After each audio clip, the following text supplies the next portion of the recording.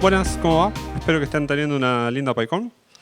Esta charla está en un nivel no tan básico, pero no avanzado. ¿Sí? Es básicamente una charla pensada para gente que estuvo haciendo tutoriales, estuvo empezando a probar Python, empezando a usarlo por ahí para alguna cosita chiquita y demás. Y en mis años de experiencia preparando gente y dando clases y usando Python en muchos ambientes donde gente lo está aprendiendo, yo noté que en ese estadio, en ese momento, empiezan a surgir algunas dudas y también a veces muchos mitos, digamos, que quedan y que a veces uno no se los saca hasta después de mucho tiempo, donde empieza a meterse más en serio o más profundo en cómo funciona Python y demás. Y a veces eso lleva a que no sabemos usarlo del todo bien o aprovecharlo, o que tenemos preconceptos de, estas cosas no las puedo hacer o no las voy a tener y cuestiones así. Así que en esta charla quería agarrar un subconjunto de todas esas cuestiones. De hecho, cuando me puse a armarla estuve peleando conmigo mismo durante un montón de tiempo de cuáles de esas cosas hablar.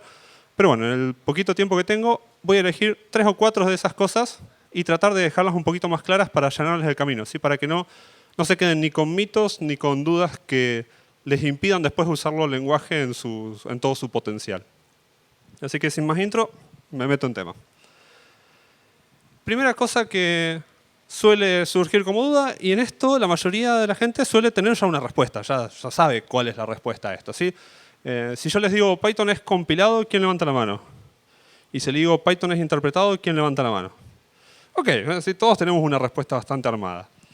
Y esa respuesta es algo más o menos así. Sabemos que Java, C# y demás, ese tipo de lenguajes son compilados y compilan a un binario y después ese binario se ejecuta. Mientras que en Python el código fuente es interpretado. O sea, cada instrucción se va ejecutando instrucción por instrucción. Esa es la idea que tenemos y que como Python tiene que hacer eso, Python es bastante más lento. La realidad es que nada de esto es verdad, ¿sí? Ninguna de esas 3 cosas que acabo de decir son ciertas. La realidad es un poquito más complicada. Por ejemplo, en Java o en C#, el lenguaje no se compila a un binario que después ejecuto. Se compila a un lenguaje intermedio, una cosa distinta que no es lo que el procesador de la computadora sabe ejecutar.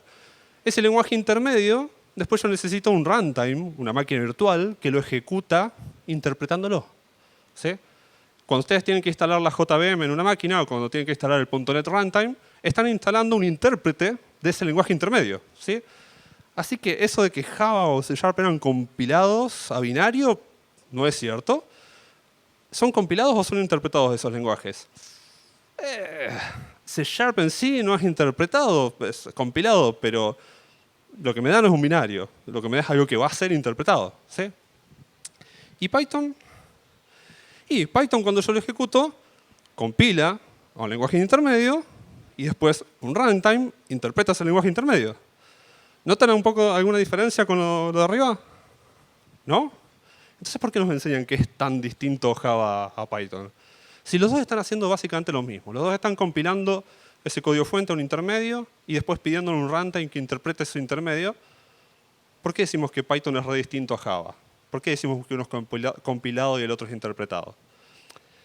En realidad es un poco más razón histórica, pero también porque hay una diferencia. La diferencia grande es cuándo tenemos que compilar. ¿Sí? Ese primer paso de compilación al lenguaje intermedio, ¿cuándo se hace? Si estamos usando Java o C#, a eso lo tenemos que hacer a mano, desde el editor o usando un compilador o una cosa así. Cuando programamos antes de distribuir nuestro programa, tenemos que pasar nosotros a mano por ese paso de compilación al lenguaje intermedio. Mientras que en Python no. En Python yo distribuyo el código fuente y el mismo runtime hace ese paso de compilación cada vez que yo quiera correr un programa, ¿sí? Pero fíjense que eso no tiene un overhead de tener que estar en tiempo real cada instrucción tratando de interpretarla, ¿sí? En el momento que yo le digo corre este archivo.py, se compila entero y después se interpreta ese lenguaje intermedio, ¿sí? Que es algo que es mucho más fácil de hacer mucho más rápido. Ahora, ¿Python es rápido como Java o como C#? ¿Quién dice que sí? ¿Quién dice que no? Ok, es esperable la respuesta. Pero si son casi iguales y lo único que cambia es cuándo lo ejecuto, ¿por qué uno es más lento que el otro? ¿Sí? En realidad, la diferencia de velocidad no tiene nada que ver con esto. Porque yo tranquilamente podría hacer que la forma de ejecutar mis programas C# sea, le doy el código fuente a la gente y cuando le dan ejecutar, en ese momento se compile y se corra, ¿sí?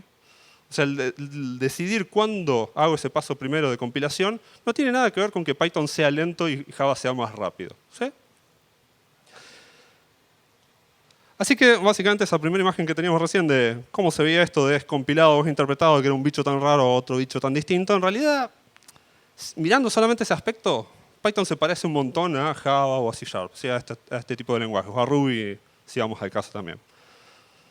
Y como decíamos recién, la lentitud no tiene que ver con esto. Ahora vamos a ver un poquito sí, de dónde sale el tema de que Python, el intérprete, sea un poco más lento que Java. Tarea para el lector. Esto que les conté recién solamente aplica a CPython, el intérprete oficial de Python, el que nos bajamos de la página oficial de Python. ¿Sí? No es el único intérprete de Python que hay. Hay un montón de otros. Hay unos otros que son intérpretes de verdad. Hay otros que hacen compilación directamente a binario y la hacen en tiempo real. Sí, así que hay otras cosas además de lo que les conté. Ahora sí. ¿Es de tipado dinámico o es de tipado estático Python? ¿Quién dice tipado dinámico? Ok. ¿Quién dice tipado estático? Ok. Respuesta también que todos más o menos tenemos bastante resuelta. ¿Sí? ¿Por qué? Porque más o menos a todos nos enseñaron en algún momento, si hicieron una carrera de programación, en algún momento en la carrera se les dicen, si no, en algún post de blog o en algún lugar se lo tuvieron que encontrar. Todos sabemos que hay lenguajes de tipado estático y dinámico, y que en los estáticos yo tengo que ponerle el tipo a todas las variables y en los dinámicos no. ¿Sí? Y que esa es la diferencia. Y en realidad esto tampoco es cierto. ¿Sí? Esto es otra de estas simplificaciones que nos enseñan cuando estamos aprendiendo, pero que la realidad es bastante más complicada que solo eso. La realidad es que en todos los lenguajes tengo dos tipos de informaciones de tipos. En todos los lenguajes, o en la mayoría, tengo información de tipos estática e información de tipos dinámica. La información de tipos estáticas es esa información sobre los tipos de las cosas que yo puedo obtener solamente mirando el código. ¿Sí?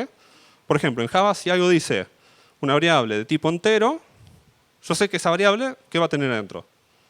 Enteros. ¿Sí? Esa información la sé mirando solamente el código. No necesito compilar y ejecutar ese programa para saber el tipo de datos de las cosas que hay dentro de esa variable. Esa es información estática. Mientras que si yo tengo algo que mirando el código solamente no sé cuál es el tipo de dato de eso y tengo que ejecutarlo recién para ver qué tipo de dato va a tener, esa es información de tipos dinámica. ¿Sí? En Java también tengo información de tipos dinámica. Por ejemplo, en Java yo puedo definir, esto es una lista de objects. Y adentro de eso, como es lista de objects, puedo meter cualquier cosa. Puedo meter una instancia de producto, una instancia de persona y una instancia de perro. ¿Sí? Y después cuando diga lista sub 3, ahí puede haber un producto, un perro, una persona, no sé. Esa información, ese detalle de esa información de tipos, la voy a tener recién cuando ejecute, porque quizás esa lista estaba ordenada al azar o eran cosas que ingresaba el usuario, cosas así. Entonces, ahí hay parte de la información de tipos que no voy a tener hasta que no ejecute el programa. Se suele ver menos hacer ese tipo de cosas en Java, se suele ver más hacer ese tipo de cosas en Python. Suelo tener menos información estática en Python y suelo tener más información estática en Java. ¿Sí? Todos los lenguajes entonces tienen las dos cosas. Ahora, la primera reacción a esto debe ser, bueno, sí, pero Python no tiene nada de información de tipos estática. O sea, lo único que puedo decir de las variables de Python es, todas son object. Porque sí, todos van a tener algo que herede de object adentro.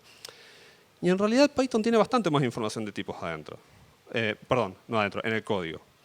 El tema es que mucha de esa información no está explícita, pero puede ser inferida. Si yo, por ejemplo, en Python digo A igual a 1, B igual a A más 2. ¿De qué tipo de dato va a ser B? Lo que contenga B. Un entero, un número. ¿Sí? Y yo no necesité ejecutar ese programa para darme cuenta de eso. Yo puedo inferir los tipos de eso solamente mirando el código. Hay situaciones donde no lo voy a poder hacer. Por ejemplo, tengo un .py que dice def sumar a B y retorna A más B. A puede ser una lista, puede ser un entero, puede ser un string, cualquier cosa que decidan usar cuando me llamen esa función. O sea, yo solamente con ese pedazo de código no sé de A más que va a ser un object. Pero hay un montón de casos donde no. Hay un montón de casos donde yo puedo inferir un montón de la información de tipos solamente mirando el código. ¿Sí? Ahora, yo tengo entonces estas dos cuestiones de información de tipos. Tengo la información estática y dinámica.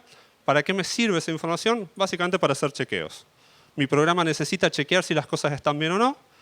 Mi compilador también le interesa chequear si las cosas están bien o no. El compilador lo hace con la información estática. ¿Sí? Por eso cuando agarran y compilan un programa en Java, les dice, no, acá estás usando un atributo que no existe. Lo hace en ese momento. ¿Sí? Mira la información estática y ya se da cuenta, esto era un producto y producto no tiene punto nombre y entonces estás usando un punto nombre y eso no existe. La información dinámica es cuando, por ejemplo, tengo una variable y quiero llamar a punto nombre en el programa y esa variable antes era un object y ahora la estoy casteando como otra cosa, en ese momento tiene que chequear si realmente era del tipo que yo creía, si puedo usar ese atributo, ese método y demás. ¿Sí? Entonces, básicamente, la información de tipos me sirve para esos chequeos. Y acá es donde está la diferencia más grande de Python, que es que básicamente Python no hace chequeos estáticos. Cuando agarra y compila mi programa, no hace ningún chequeo de, acá estás diciendo que vas a llamar a punto nombre. La cosa que vos estás usando, ¿tiene punto nombre? No lo chequea. Patea todos esos chequeos para hacerlos dinámicamente. ¿Sí? En el momento en que esa línea de código se ejecuta, recién ahí va a chequear si lo que había adentro de A tiene punto nombre o no tiene. Esa es la gran diferencia de Python. ¿Sí? Que no me está haciendo esos chequeos estáticos. Y esos chequeos estáticos son útiles. Porque, por ejemplo, pueden encontrar un montón de errores. ¿Sí? Entonces ahí estoy en desventaja usando Python de quizás un montón de esos errores se me pasen de largo y me lleguen a producción. Pero que Python no haga eso no quiere decir que no haya nada que pueda hacer eso. ¿Sí? En Python tenemos un montón de herramientas que yo le doy mi código y me hace todos esos chequeos estáticos. Y me dice, mirá que acá estás usando a.nombre, A es un producto y producto no tiene nombre. Un montón de esas cosas se pueden hacer con la información de tipos estática que decíamos que teníamos, inferida en buena parte. Que nosotros no las usemos no es culpa de Python. ¿Sí? Python está diciendo, mira, que te haga un chequeo de tipos estáticos cuando vas a compilar el programa es recién cuando ya lo distribuiste al código, no va a hacer esos chequeos allá. Pero vos mientras estás desarrollando podés usar todo el ecosistema de herramientas que hay que hacen esos chequeos. Si vos preferís mandar código de producción sin hacer ninguno de esos tipos de chequeos, el que está haciendo las cosas más o menos no es Python, digamos, es uno mismo que está decidiendo no hacer esas cosas. Bien, ahora, la información de tipos estáticos también se usa para otras cosas. Por ejemplo, cualquiera que programó en Java, C Sharp, qué sé yo, sabe que los IDEs de esas herramientas, de esos lenguajes, tienen re buen autocompletado. Siempre me dicen qué métodos, qué atributos y qué sé yo, tiene cualquier cosa cuando digo a punto y me sugiere todas las cosas que tengo. ¿Puedo tener eso mismo en Python si le falta información de tipos estáticos? O sea, si no tiene tanta información como tiene en Java y Net. Y de vuelta, si esa información se puede inferir, puedo tener herramientas que me hagan eso. ¿Sí? No al 100%. Por ejemplo, el caso que yo les decía antes de una función sumar, que no estoy llamándola todavía en ningún lado, el parámetro A y el parámetro B, no sé qué tipo son, entonces mi editor tampoco va a poder saber y no me va a poder mostrar autocompletado bueno de eso. Pero el caso que les decía primero de A es igual a un número, B es igual a A más 2, cuando diga B punto, el editor tiene que poder mirar, inferir la información de tipos y mostrarme el autocompletado que corresponda con eso. ¿Sí? Y de hecho hay muchas herramientas que lo hacen. Hay un montón de IDEs y editores que no lo hacen, hay un montón de IDEs y editores que sí lo hacen. Entonces, de vuelta, está en decisión de uno si usar o no esas herramientas. Y otra cosa que se desprende un poquito del tema de dinámico o no es, y esto es más una misconception más que mito, es que mucha gente cree que si es más dinámico, entonces las cosas son de tipado débil. O sea, no puedo tener seguridad de que si yo había definido algo de un tipo, después no se comporte como otro tipo y cuestiones por el estilo. Sobre todo esto viene de gente que laburó en Java o en PHP, perdón, en JavaScript o en PHP, que son de tipado débil, ¿sí? Donde, por ejemplo, en JavaScript se le digo, defino un string y después digo este string más 2, trata de hacer magia y convertirlo y que se comporten como número o como string y me devuelve algo, ¿sí? Eso es tipado débil. Esos monstruos que empiezan a salir así de usar variables como tipos de los que no corresponden y demás, en Python no sucede, porque en Python las cosas sí tienen un tipo bien definido, y Python es de tipado fuerte. ¿Sí? Es de tipado fuerte porque las cosas tienen un tipo y solamente me va a dejar hacer con las cosas que ese tipo dice. Refraseo a ver si se entiende mejor. Si yo tengo una lista, solamente le voy a poder pedir atributos, operaciones y demás de listas. A esa lista no le voy a poder decir comportate como un string. Es una lista. Si quiero puedo generar un string que, no sé, representa de alguna manera esa lista. Por ejemplo, joineo todos los elementos de esa lista y hago algo así. Pero si es una lista, yo no le puedo decir suma un string. ¿Sí? Python no va a decir, bueno, era una lista, pero te lo convierto para que la suma te ande igual. No. Me pediste sumar una lista con un string, eso no funciona, te va a tirar un error. ¿Sí? Te va a decir un type error de esta operación que me estás pidiendo con este tipo de datos no se puede hacer. Eso es que sea de tipado fuerte. Yo en particular prefiero eso, ¿sí? Prefiero que el lenguaje no me esté haciendo magia para tratar de arreglarme mis errores. Si hice algo mal y estoy haciendo una operación entre cosas que no es correcto operarlas, prefiero que me lo diga y corregirlo. Y finalmente otra cosa que se desprende del tema de dinamismo o no es si por ser dinámico no es lento. ¿Sí? Antes ya dijimos, ¿era lento por ser interpretado o no? Bueno, no, desterramos un poquito esa idea, no tiene que ver con eso. Sí tiene que ver con el tema del dinamismo. ¿Sí? Técnicamente es más lento por esto. No les voy a mentir, no les voy a decir, no, Python es igual de rápido que Java. Mentira, si hago un loop en Python y hago un loop que haga lo mismo, las mismas operaciones matemáticas en Java, el de Java va a andar mucho más rápido. ¿Por qué? Y porque Python tiene que hacer un montón de chequeos de tipo dinámicamente que Java no necesita hacer. Porque Python decidió permitirme hacer un montón de cosas que Java no me permitió hacer y que ya en tiempo de compilación me las estaba chequeando. Ahora, la realidad es que esa diferencia de velocidad tampoco nos afecta tanto en la práctica. ¿Sí? ¿Por qué? Porque la mayoría de las veces no es el lenguaje el cuello de botella de performance en las cosas que programamos la mayoría de los días. Si estamos haciendo un sistema de gestión, un sitio web, una aplicación mobile y cosas por el estilo, la velocidad de instrucción por segundo del lenguaje casi nunca es el tiempo que domina en la lentitud de mi aplicación. Casi siempre es más una cosa más o menos así, donde el verde es cuánto demora en ejecutarse mis instrucciones, mientras que el rojo es cuánto demora en leer de disco el archivo que quería, cuánto demora en hacer la query en la base de datos, cuánto demora en pasar por red la request a la API y obtener el resultado.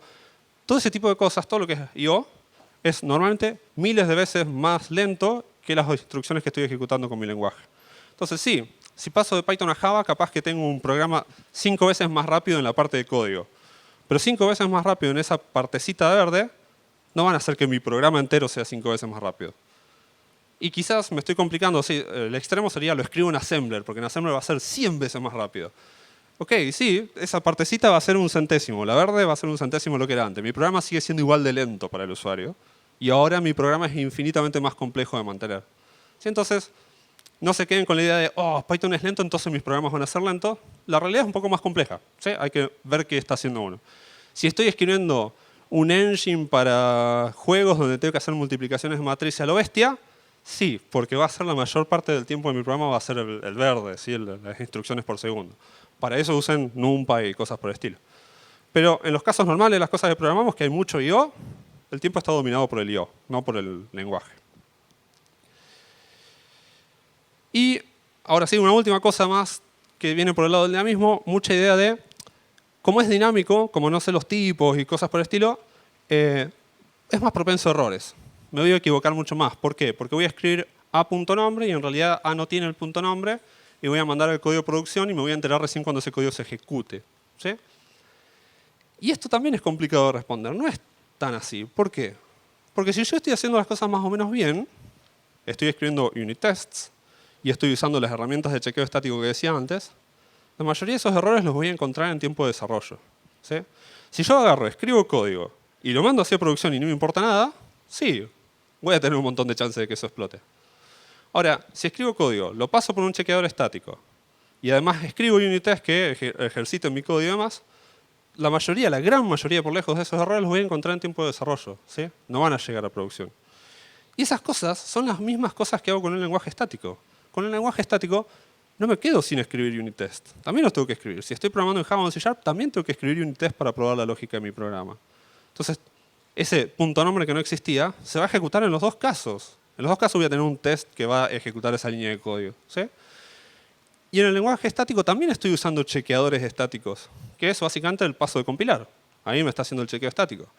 No hay razón por la cual decir, en Python no quiero hacer el chequeo estático. Mejor lo mando al código de producción sin hacer el chequeo estático. No, si tenés la herramienta para hacerlo y todo, haz el chequeo estático también. ¿Sí? Esto me lo voy a saltear.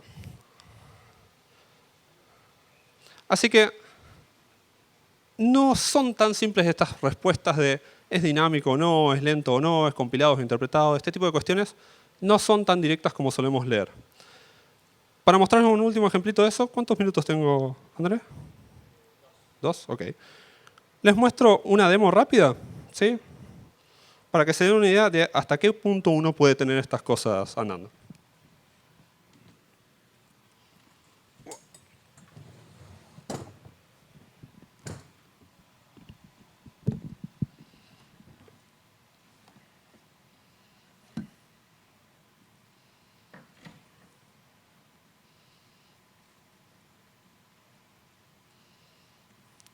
Bien, tengo un programa muy pavo acá en Python que tiene dos funciones. Una función main, que es básicamente mi programa, que va a estar llamando a esta otra función repetir, que básicamente recibe algo, lo multiplica por 3 y lo devuelve. ¿Sí? ¿Qué información de tipos estática tengo acá? Que resultado, que algo, que repetir va a devolver, qué sé yo, todo es object. Esa es la información que Python me garantiza. Pero si yo... Ok, lo corro.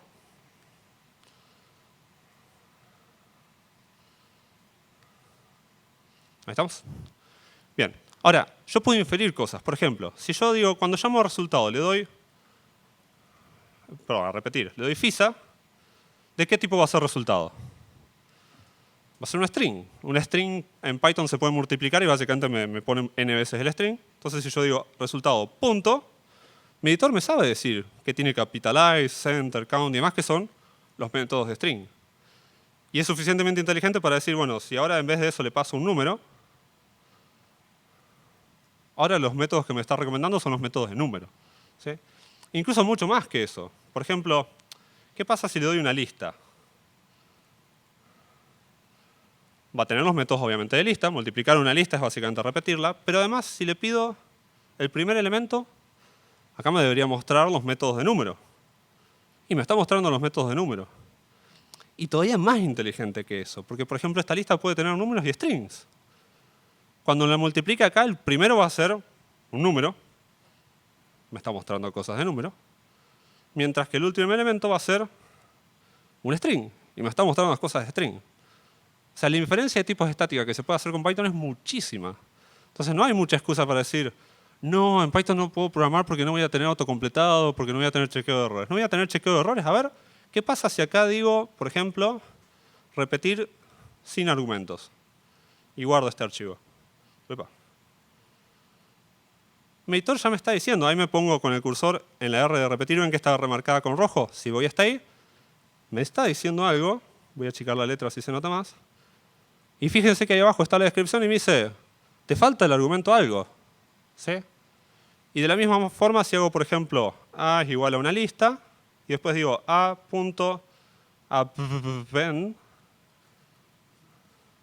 me está diciendo, ahí si me voy a A, me dice, che, lista no tiene append. ¿Sí? Todo ese tipo de chequeos los puedo hacer estáticos. Yo los estoy usando en el editor, pero también hay herramientas que lo hacen directamente por fuera. Una de ellas, por ejemplo, es Plint.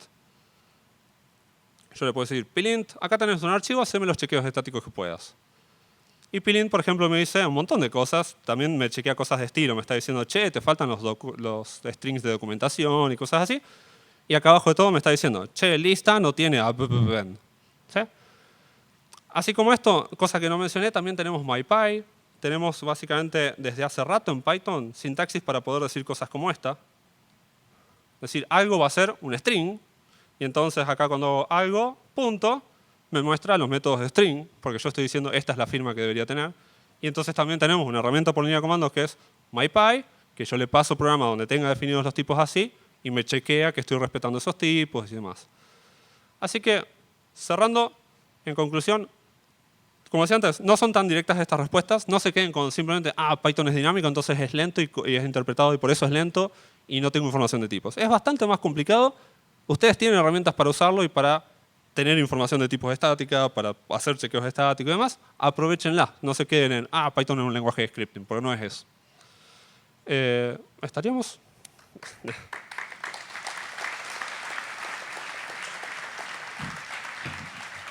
preguntas Okay. es de esta ahí, sí. para abajo. Eso. Y si puede ser... sí, bueno. La primera pregunta dice, ¿Python tiene máquina virtual PVM? No escuché hablar de PVM, pero si se refieren con máquina virtual al runtime, sí, básicamente ustedes para correr Java necesitan la JVM, que es la que interpreta ese lenguaje intermedio de Java, en Net también, el runtime de Net. En Python, el mismo intérprete de Python hace las dos cosas. Compila el código intermedio y después interpreta ese código intermedio. Está todo dentro del mismo ejecutable que es el intérprete de Python. ¿Sí? Siempre hablando de CPython. Hay otros intérpretes que hacen las cosas distintas. Siguiente pregunta. ¿Cuáles IDEs o editores recomendás? Varios. Visual Studio Code y Sublime Text están muy buenos como editores. Tienen plugins para autocompletado y chequeo de errores y todo así inteligentes. Yo uso Vim con una configuración mía, Vim o NeoVim, cualquiera de los dos, que también se le pueden agregar todas estas cosas. Si están aprendiendo a programar o aprendiendo Python y qué sé yo, dejen aprender Vim o NeoVim para el final porque es un bardo. Prefiero que gasten energías arrancando con una cosa más fácil. Y después también hay cosas como ya PyCharm y demás que se parecen más a los IDEs de .NET o de Java. Así esos monstruos gigantescos que necesitan 20 GB de RAM para correr y cosas así. Igual está bueno, tengo un montón de gente conocida que lo usa y le gusta y todo, así que también prueben a ver si no es lo que les va bien a ustedes. Y la última dice, si Python es tipado fuerte, ¿por qué 1 más 1.0 da un float en lugar de un int? Este casteo implícito, ¿en qué circunstancias se da y cuándo no? Básicamente ahí lo que sucede no es un casteo. O sea, el intérprete no está diciendo, te voy a convertir esto porque sí. Cada clase puede definir cómo se opera con otras clases. ¿Sí? Si yo hago una clase producto, le puedo definir un método que es _add_, que reciba otro other como parámetro. Y básicamente cuando yo en mi código diga producto 1 más 22, lo que hace Python es llamar al _add pasándole ese 22. ¿Sí? Entonces yo puedo definir que mi clase se sume contra enteros, por ejemplo, que mis productos se puedan sumar contra enteros. Lo que pasa con los int y los floats es básicamente eso. ¿Sí? Tanto int como float en su _add admiten sumarse contra otra cosa que sea un int o un float y no contra un string, por ejemplo. ¿Sí? Así que no hay un casteo ahí, es bastante distinto lo que es. ¿Cuándo sucede y cuándo no? La mayoría de los números se pueden operar entre sí. Booleanos se pueden operar entre sí. Y a partir de ahí, básicamente, las clases iguales se pueden operar entre sí. No sé si hay alguna otra cosa así que tenga un _add a cosas de otro tipo. Me parece que no. Bueno, las listas y los strings se pueden multiplicar. Eso también es otro. Y se me apagó, pero creo que no había más preguntas.